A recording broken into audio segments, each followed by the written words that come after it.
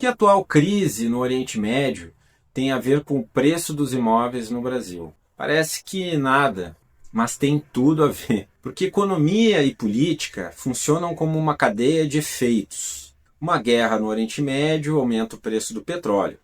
O petróleo aumenta o preço da gasolina. A gasolina acelera a procura por carros elétricos. E os carros elétricos começam a mudar o valor dos imóveis brasileiros. Parece exagero? Então fica comigo até o final.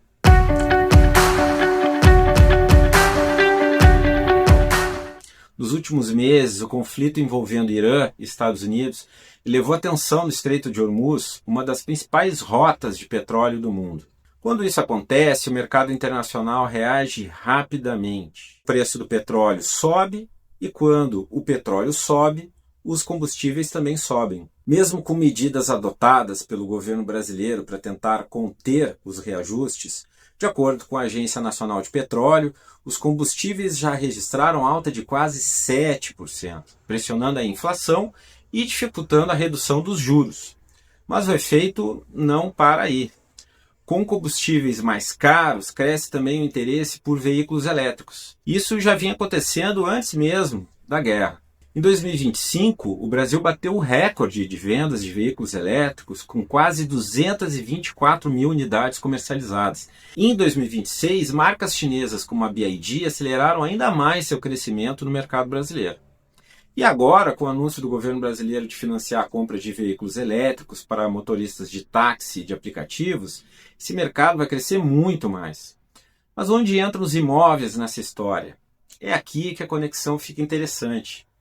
Quem compra um carro elétrico precisa carregá-lo, e de preferência em casa.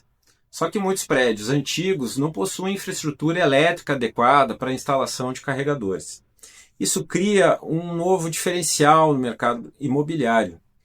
Empreendimentos novos que já entregam infraestrutura preparada para carregamento de veículos elétricos passaram a ser mais valorizados. Enquanto isso, imóveis em condomínios antigos, sem adaptação elétrica, começaram a perder competitividade. Em alguns casos, podem sofrer desvalorização imóveis que não conseguem atender essa nova demanda tecnológica.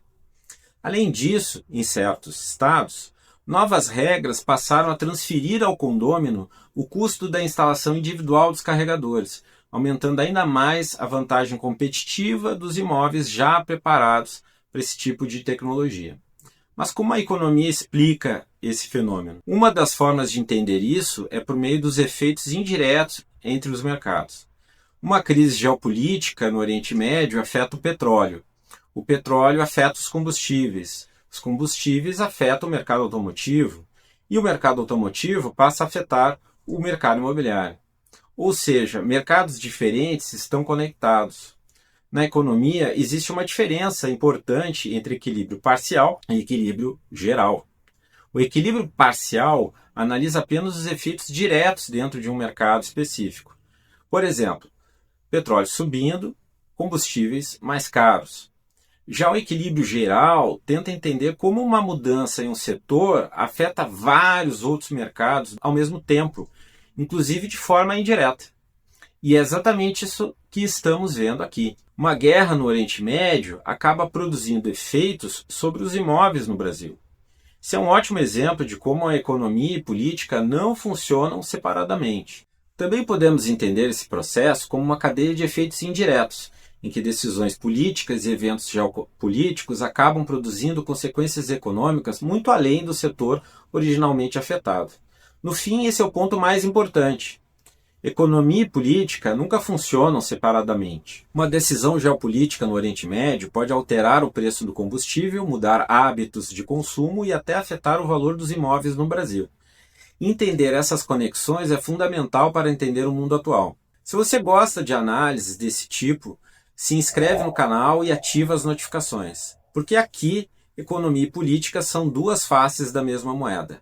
Um forte abraço e até o próximo vídeo.